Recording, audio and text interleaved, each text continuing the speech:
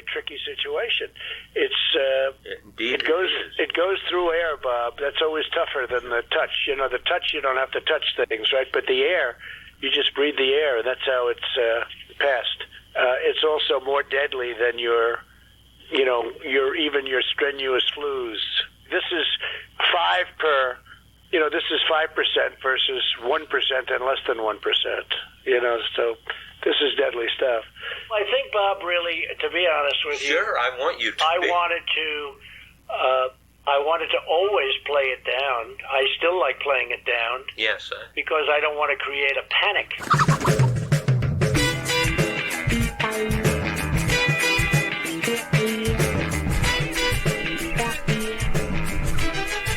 Hey everybody, it is Friday, September 11th, 2020. This is Kevin Mahoney, editor and founder of Raging Chicken, and this is our normal time for our Out to Coop podcast. But Sean and I have been at it for kind of about an hour now, maybe a little less than an hour, but we're having some technical issues today, both at Sean's end with his internet connection seems to be dropping out. And got some kind of hard deadlines on time on my end. So, what we thought we would do, instead of doing just a kind of just an abbreviated show, or just having me kind of come on do an abbreviated show, that we're going to try to give it another go on Monday. So, we just wanted to come on and kind of say, touch base. I mean, as Sean, Sean, I guess you were saying that, nothing's going on this week, so we didn't really have much to talk about anyways. No, it's been a slow news week. Oh, God. It has been literally, from like... The coronavirus has me, just not giving a fuck about things now. More than usual. And it's just, mentally I've just been drained for the past month. Yeah, I hear you. But I look at when I can tell when Sean's has hit a certain kind of limit, and as we all are doing right now. I know for me, we'll talk about more about this on Monday.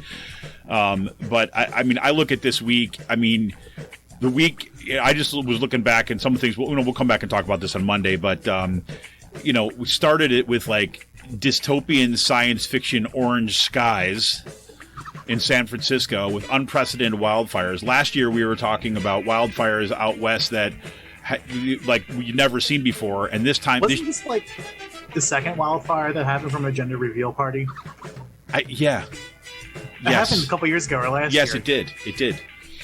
Yeah, one of those... Well, this isn't just from that, right? But that was certainly one of them. One of the fires, the Bear Fire, I think, right? It was the one that got started by the gender reveal party. Which is come on, people. Really? I'll resort to shame on this one, I gotta say. Come on. Really? Pyrotechnics in a fire zone? Seriously? Come on. But, it was the images of that I actually got from my friend Dan, who lives out in San Francisco. He posted a picture on it, too, as well. It's just horrifying. And so the horror of last year, people were astonished. This year is 20 times worse, right? 2.5 million acres burned, right? 500,000 people displaced up in Oregon.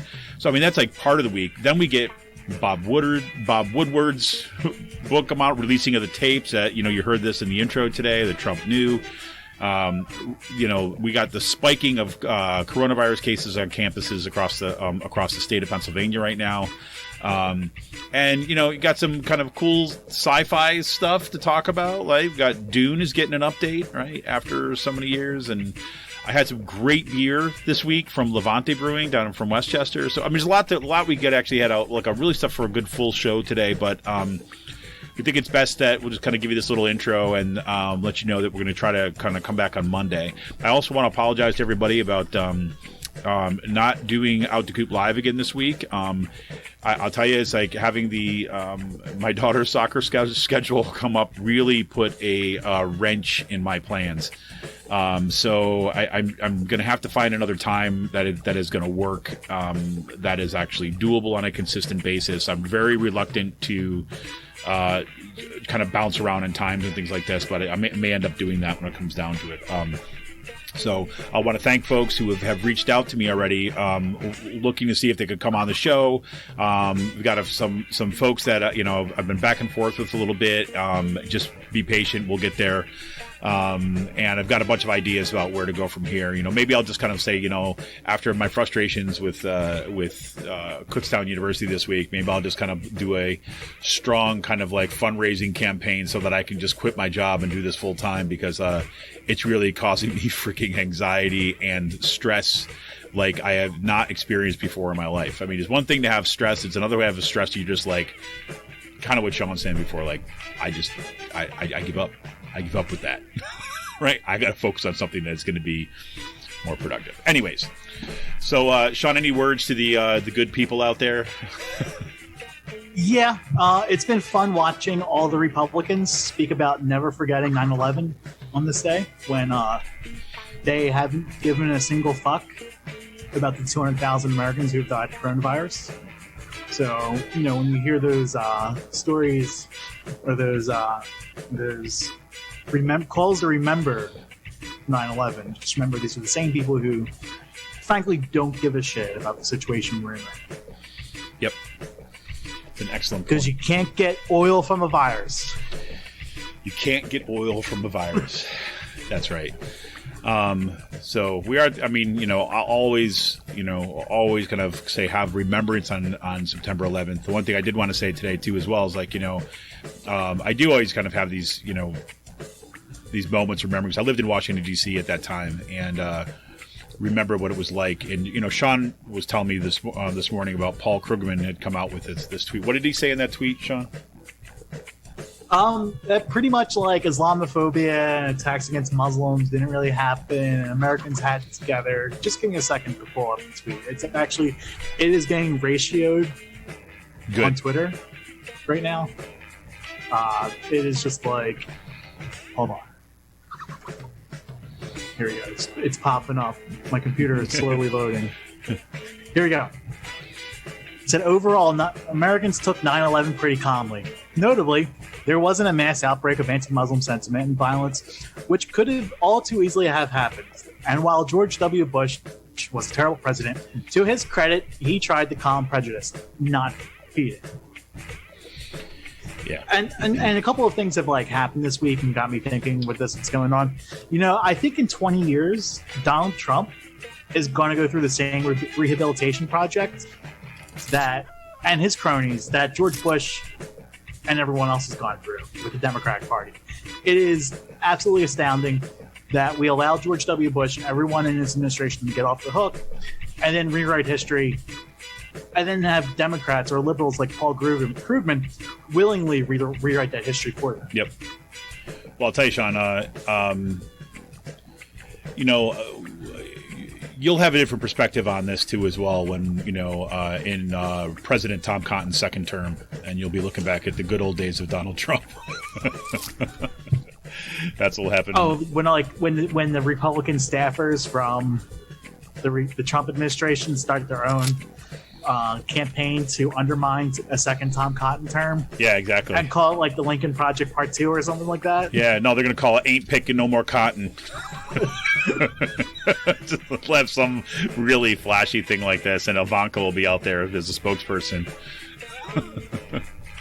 So, anyways, and her slogan won't be like Obama, like a Michelle Obama's, when they go low, we go high. It'll be more like, come on.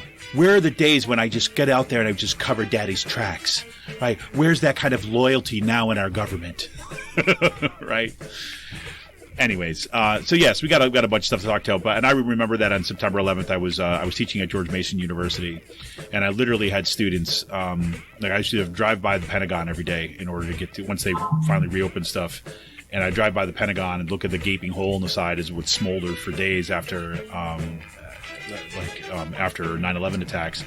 And George Mason is in one of the most diverse counties in the country, Fairfax County, Virginia, and I had all these students. So many students were kind of Muslim. They were kind of like immigrants. They were connected to the to say the whole kind of the government and the kind of international contacts, the embassies, all this other kind of stuff. But a lot of students were Muslim, and they came. I remember we came back to class. We just talked about like how people were.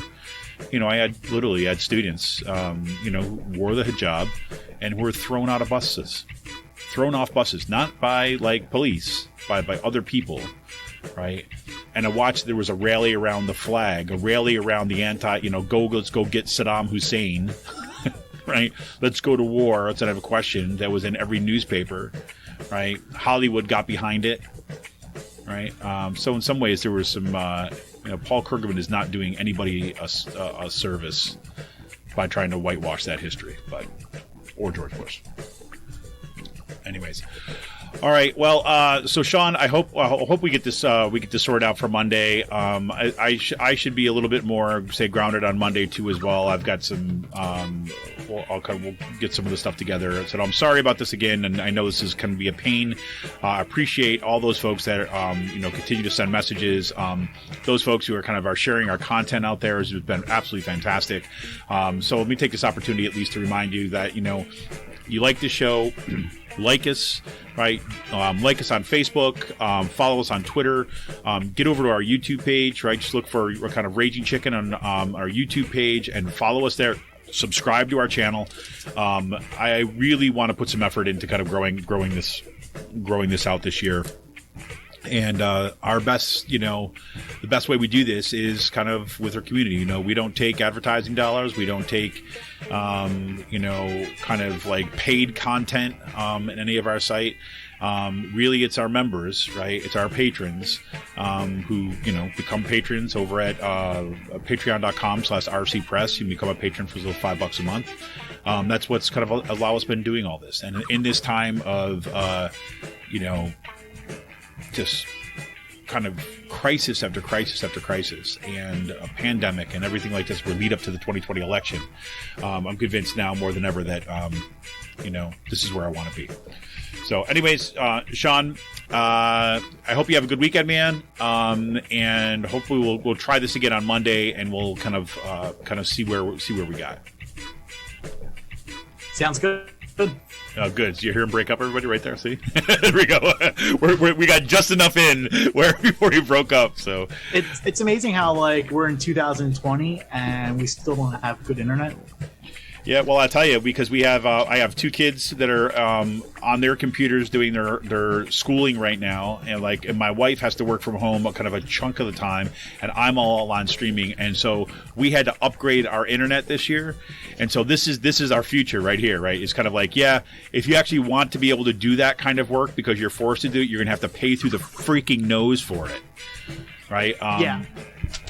So I've been working on this project all summer. It's gonna be. It'll be coming out soon.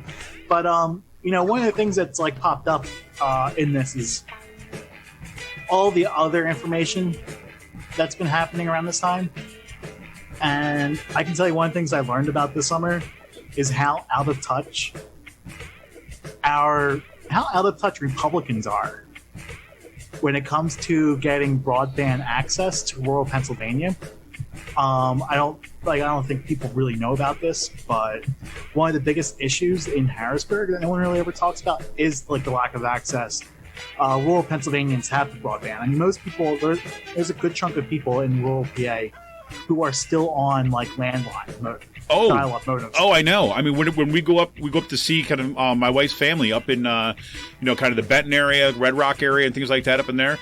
They've got, lots of those folks are working on DSL cables, right? I mean, there's old school, the one what came after dial-up, right? DSL cables, which is nowhere near high-speed internet. Yeah, absolutely. Yeah. And one of the things with that, yeah, and it's amazing how out of touch Republicans are with that. So. Well, don't worry. Elon Musk will save us with, his Starlink system, and then everybody will have satellite access. There you go. As long as they can pay for it. Anyways, I say let Elon Musk get all that stuff up there, and then let's nationalize the shit out of it, and then we'll make it public internet for everyone in the globe. How's that? Anyways, whatever. We can do this forever. Okay, all right. So we're gonna cut this short today. Sorry once again, everybody. It's just not going to be feasible to do this in any kind of quality way. We've tried something like this before when I've been someplace and we've linked up and we had a bad connection, and it is just frustrating for everybody. So, including people who are listening to it. So there. All right, so but thanks for sticking around for our little kind of chit chat. Wanted to let you know what was going on, that we were all set, ready to go, but it just wasn't going to pan out today. So this is Kevin Mahoney here with Sean Kitchen, who's sometimes at John is kind of live from the internet this morning. It sounds like the AOL dial-up. Yeah, exactly. Exactly. All right, everyone have a good weekend, and I hope you have some opportunity to do some kind of rest, because it's been it's been an insane week. I do want to plug one thing: the Healthy Campus Bill of Rights. If you go on their Facebook page, Healthy Campus Bill of Rights, they are having a town hall tonight. And I think it's 6:00 if I want to say it right, but look at the Facebook page and go to check that out. They're also going to have an in-person town hall, which they have invited President Kenneth Hawkinson to next Saturday, outdoors someplace on campus, I believe. We'll have more information about that when we talk again. So if you get a chance, check out Healthy Campus Bill of Rights Town Hall. Just go to the Facebook page, Healthy Campus Bill of Rights. I'll throw a link down in to our little show notes for today, and we'll see you then. So check back with us on Monday, and we'll see if we can get this up and running. But until then, this is Kevin Mahoney, editor and founder of Raging Chicken. Say goodbye to the good people, Sean. See ya. All right. We are out of here. See ya!